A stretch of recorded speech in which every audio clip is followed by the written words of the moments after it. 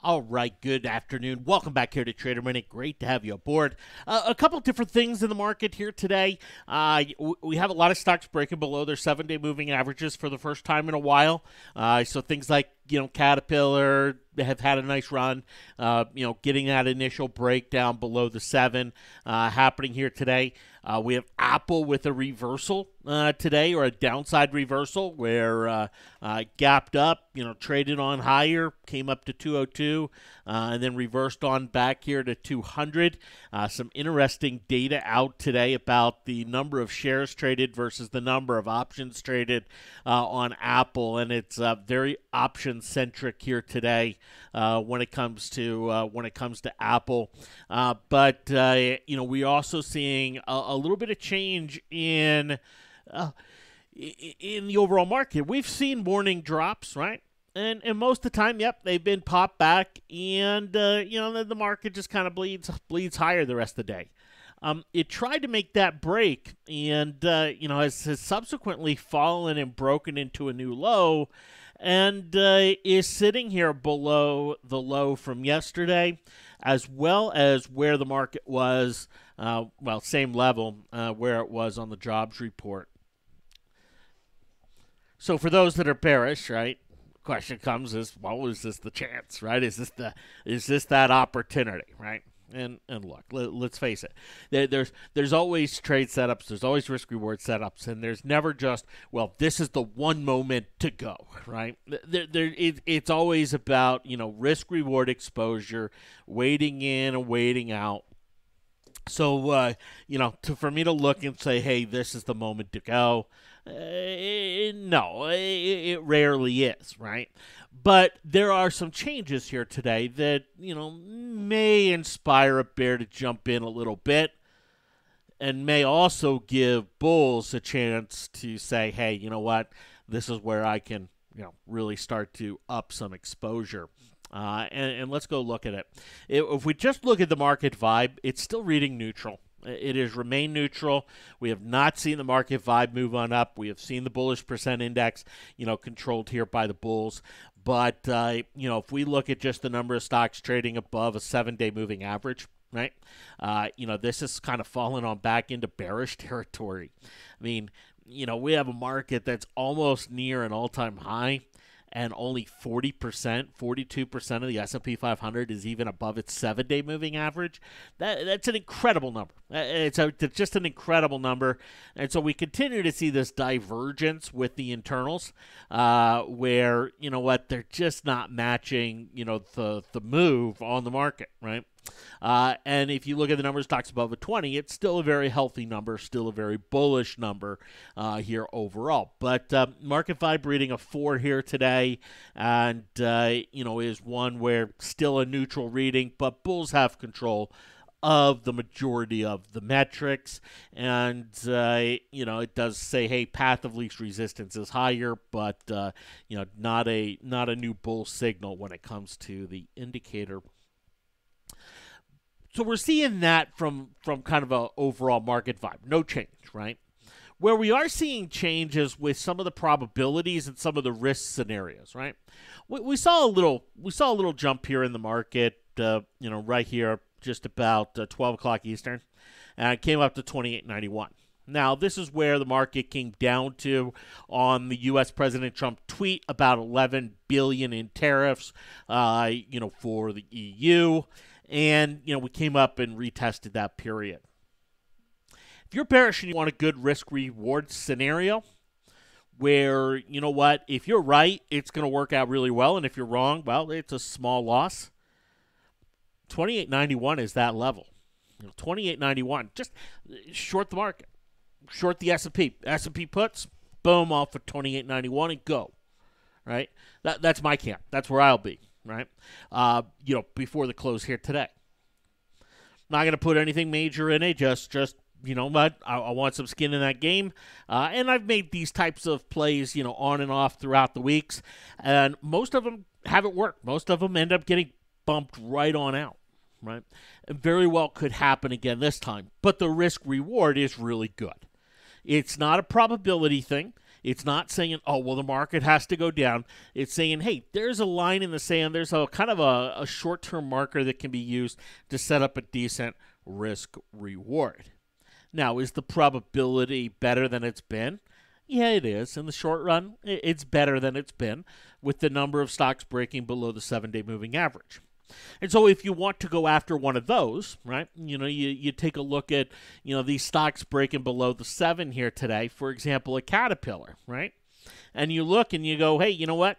There have been plenty of times where Cat's broken the 7 and it's gone down big time, right? Where it's had, big drops.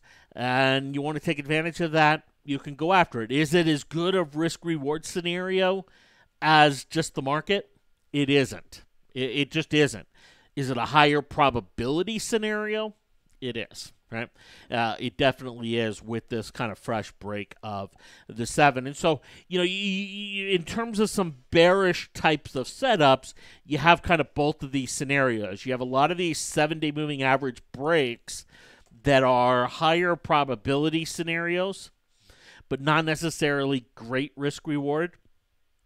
You have a few exceptions on some things like a Microsoft, where you can use today's high, set up a risk reward, plus you have the break of the 7 going on, right? So you do find some of that out there. But it's one where it's better than it's been here for the Bears, at least in terms of some setups. Now, in terms of the bulls that say, hey, you know what, I want to buy this dip, right? It's pretty easy. You let the dip happen. You let these stocks break their 7 and move where they're going to move to until this level gets broken up here. And then this 28.91 that breaks back higher above that level, you go in long and strong and use that as your kind of as your buy level there for it. And so, I think this is an important level, here for the markets. It's one where, we do see some bearish advantages creeping on in here today. They're not overwhelming on a probability standpoint, but from a risk-reward standpoint, they're fairly decent compared to what has been. And, we are seeing a few changes, a few differences, out there in the market here today. Now, as the market progresses, we won't have a lot of economic data for the markets to really digest and to really kind of look at. In fact, let me back this out.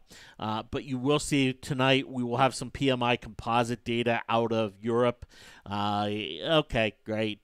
Sorry, that's not this week. Let me get to this week. I'm like, yeah, we just had that. It's too early for the flash data. But not a lot here out of Europe, right? Not a lot here until the ECB announcement. And we do have the ECB announcement here, that will happen before the U.S. Open. And then the one thing I'm kind of keeping a look at is the CPI number, inflation number. And interesting that we'll get that ahead of the Fed minutes here tomorrow. So a lot of central bank talk, will be the driver tomorrow for the markets. But you can see there's just not a lot, really on tap for the rest of the week here. And then on Friday, we'll start getting into some bank earnings and kicking off earnings season. So there will be stuff, each and every day. Now, tomorrow, I will roll out the spreadsheet to take a look at the automation for the challenge. Looking forward to that. A lot of questions have come in, some really good questions, and I will answer each and every one of those as I go through and show you, the sheet that we'll be using each and every day, twice a day, that we will go out and make the trades based off of, and I'll show you that process here, that testing process, that final testing phase. What I hope is the final testing phase, right? We've talked about it may not be if it doesn't, if some things are still need to be ironed out, may need a further testing phase, but I think it's close enough that this could be the final testing phase before running live with that, which is ultimately what I hope to do, and hope to run with there with it. So we'll unveil that tomorrow, probably later in the day tomorrow. Near the market close is when I'll roll that out and kind of show you And then we'll start trading with that here on Thursday. So we'll kind of show it here tomorrow. We'll start applying it in a challenge format here on Thursday, and running with that here for the next a little bit. For the challenge, I still have some EEM puts, that have a chance if there's a big drop, but it needs a big drop. Right, it needs a move below 43 to have value, and we get to 42, it's worth about 1,000. I still think there's a potential of doing that. When you look historically at the EEM and you can see some of the sharp 1, 2, 3 day drops, they can happen pretty quickly, pretty ferociously, but there's no sign that it's going to happen. Right, there's no sign that I can look at and say, well, see, because of this, and this, that's going to happen.